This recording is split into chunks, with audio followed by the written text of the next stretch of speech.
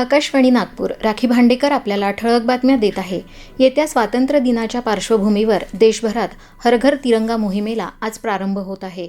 17 तारखेपर्यंत चालणाऱ्या या अभियानात नागरिकांनी आपापल्या घरावर तिरंगा फडकावून त्यासोबत सेल्फी छायाचित्र काढून ते हर घर तिरंगा या संकेतस्थळावर अपलोड करण्याचं आवाहन करण्यात आलं आहे.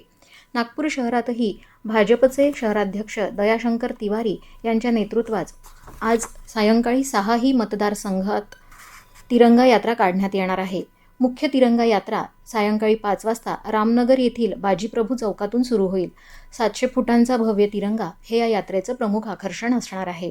त्यासोबतच विशेष नृत्य पथक तसंच शीख समाजाच्या पारंपरिक युद्धकलेचं थरारक प्रात्यक्षिक सादर करण्यात येणार आहे. माजी सैनिक आणि NCC कॅडेट्स या यात्रेत सहभागी होणार आहेत.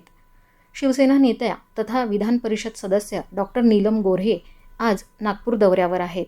या दरम्यान त्या हुडकेश्वर पोलीस ठाण्यास भेट देऊन मुलीवरील अत्याचाराच्या गंभीर घटनेतील तपास आणि पोलिसांकडून करण्यात आलेल्या कारवाईचा आढावा घेणार आहेत.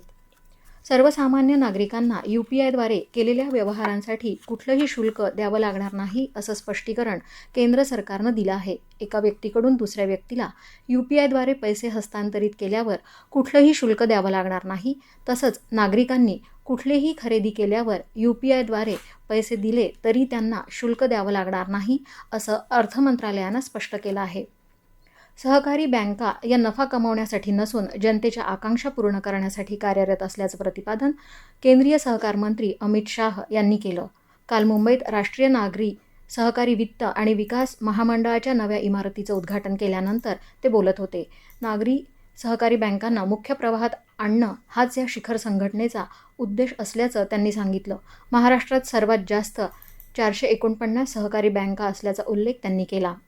राज्यातल्या 12 जिल्ह्यांमध्ये मतदार याद्यांच्या सखोल पुनरीक्षण कार्यक्रमाअंतर्गत स्वयं नोंदणी अर्ज वाटपाचं काम 100% पूर्ण झालं आहे. यामध्ये विदर्भातील बुलढाणा, वर्धा, गडचिरोली, चंद्रपूर आणि यवतमाळ या जिल्ह्यांचा समावेश आहे. अर्ज करण्यासाठीची मुदत येत्या 17 ऑगस्टपर्यंत वाढवण्यात आली आहे. हवामान.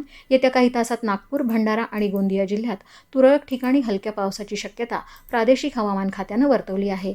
याबरोबरच हे ठळक बातमीपत्र संपलं. यानंतरचं ठळक बातमीपत्र 11:57 ऐकता येईल. नमस्कार.